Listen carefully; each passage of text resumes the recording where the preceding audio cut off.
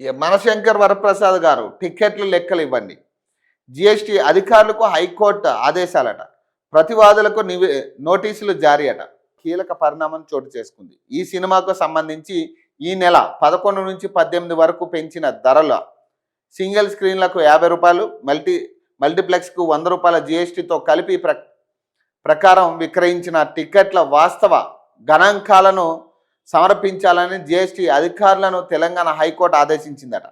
చట్టవిరుద్ధంగా ఈ cinema ticket ధరలు పెంచారని, అందువల్ల ఈ సినిమా అక్రమంగా సంపాదించిన 45 కోట్లను రికవరీ చేయాలని డాక్టర్ పాదూరి శ్రీనివాస్ రెడ్డి పిటిషన్ దాఖలు చేశారట. ఆ సొమ్మును ప్రతివాదుల సంయుక్తంగా లేదా వ్యక్తిగతంగా రాష్ట్ర ప్రభుత్వ సంచిత నిధికి లేదా హైకోర్టు లీగల్ సర్వీసెస్ అథారిటీకి చెల్లించేలా ఆదేశాలు ఇవ్వాలని కోరారట. ఈ పిటిషన్పై శుక్రవారం విచారణ జరిపిన హైకోర్టు ప్రతివాదులందరికీ నోటీసులు జారీ చేసిందట. అలాగే గతంలో దాఖలైన పుష్ప 2, గేమ్ చేంజర్, అఖండ 2, రాజాసాబ్ వంటి సినిమాల టిక్కెట్ ధరలపై దాఖలైన పిటిషన్లో కలిపి తదుపరి వాయిదాలో విచారిస్తామని పేర్కొందట. ఇలా ఏం జరిగిందంటే, ఈ మనశంకర్ వరప్రసాద్కి సంబంధించి ఏం జరిగిందంటే, ఈ 10వ తారీఖు నుంచి సెలవులు, మామూలు హైకోర్టు సెలవులు 10వ తారీఖు నుంచి సంక్రాంతి సెలవులని హైకోర్టుగా 10వ తారీఖు నుంచి తర్వాత 18, 19 తారీఖు వరకు హైకోర్టు సెలవులు ఉన్నాయి. వీళ్ళు ఏం చేశారంటే ఆల్రెడీ జీవో 8వ తారీఖు ఇచ్చారు. 8వ తారీఖు జీవో ఇచ్చారు.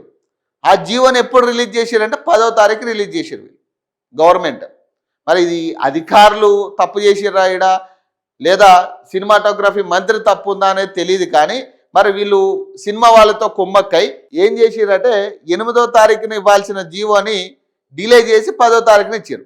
ఎందుకు 10వ తారీఖున ఇచ్చారంటే 10వ తారీఖున జీవో ఇస్తే దాని మీద కేసు వేయాలంటే కోర్టు సెలవులు ఉన్నాయి కాబట్టి ఏదైనా కూడా ఈ వారం రోజుల్లో వీళ్ళు సంపాదించుకోవచ్చు, ఏం చేయడానికి ఉండదు కాబట్టి 10వ తారీఖున వాళ్ళు జీవోని బయట పెట్టారు.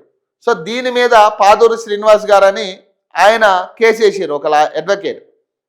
ఆయన ఏం చెప్తా ఉన్నారు, దీన్ని పక్కాగా ట్రాప్ చేసి మోసం చేసే ప్రయత్నం, ప్రజల్ని కోర్టు ఆదేశాలను ధిక్కరించే ప్రయత్నం చేశారు కాబట్టి ఖచ్చితంగా దీని మీద చర్యలు తీసుకోవాలని ఆయన ప్రధానంగా ఆరోపిస్తూ ఉన్నారు.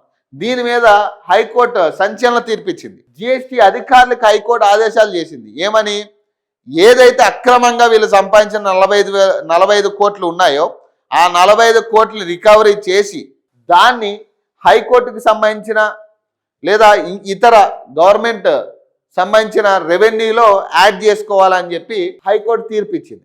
సో దీని మీద ఇప్పుడు హైకోర్టు పలువురికి నోటీసులు జారీ చేసింది. ఎవరైతే ఈ సినిమా ప్రొడక్షన్లో ఇన్వాల్వ్ అయిన వాళ్ళకి, డిస్ట్రిబ్యూషన్లో ఇన్వాల్వ్ అయిన వాళ్ళకి అందరికీ కూడా నోటీసులు జారీ చేసింది.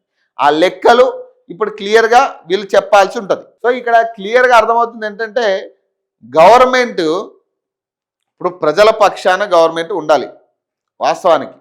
కానీ ఇక్కడ గవర్నమెంట్ ఏమైందంటే ఈ పైసలు ఉన్న వాళ్ళకి తొత్తులుగా మారి ఇట్లాంటి పంచాయతీలు చేస్తూ ఉంది. ఈ వాళ్ళకి లాభం చేకూర్చే ప్రయత్నంగా ప్రజలను మోసం చేస్తూ ఉంది. ఆల్రెడీ హైకోర్టు తీర్పిచ్చింది, జీవో రిలీజ్ చేసింది. రాజాసాబ్ టిక్కెట్ల విషయంలో ఒక జీవో రిలీజ్ చేసింది, టిక్కెట్లు పెంచుకోవడానికి వీలు లేదు, ఈ జీవోను మీరు ధిక్కరించొద్దని చెప్పి ఆల్రెడీ తీర్పు 5వ తారీఖున తీర్పు వచ్చింది. కానీ 8వ తారీఖున ఆల్రెడీ జీవో ఎట్లా రిలీజ్ చేస్తారు, మీరు జీవో ఎట్లా ఇస్తారు టికెట్లు పెంచుకోవచ్చని మనశంకర్ వరప్రసాద్కి? మరి 8వ తారీఖున మీరు జీవో ఇచ్చినప్పుడు మరి 8వ తారీఖున ఎందుకు బయట పెట్టలేదు, దాన్ని పబ్లిక్ డొమైన్లో ఎందుకు పెట్టలే? 10వ తారీఖున ఎందుకు పెట్టాల్సి వచ్చింది? ఎందుకంటే 10వ తారీఖు నుంచి కోర్టు హాలిడేస్ ఉన్నాయి కాబట్టి ఆ వారం రోజులు మనం ఇష్టాచారం దోచుకోవచ్చు ప్రజల్ని.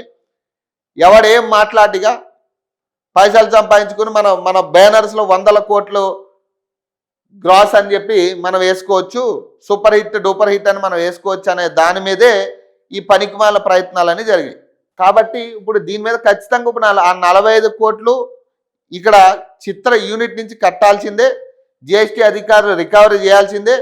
ఆ సొమ్ముని ఇతర గవర్నమెంట్ సెక్టార్లో ఏ సెక్టార్కైనా దాన్ని ట్రాన్స్ఫర్ చేసి గవర్నమెంట్ అకౌంట్లో ఆ పైసలు ఉంచాల్సిందే. ఇక్కడ మళ్ళీ గవర్నమెంట్ అకౌంట్లు అంటే ఇక తయారవుతారు కొంతమంది మినిస్టర్లు తయారవుతారు ఆ శాఖకి సంబంధించి. అట్లాంటి హక్కు ఎవరికి ఇవ్వద్దు. అది పబ్లిక్ పైసలు పబ్లిక్ అవసరాల కోసమే వాడేటట్టు చేయాలి దాన్ని.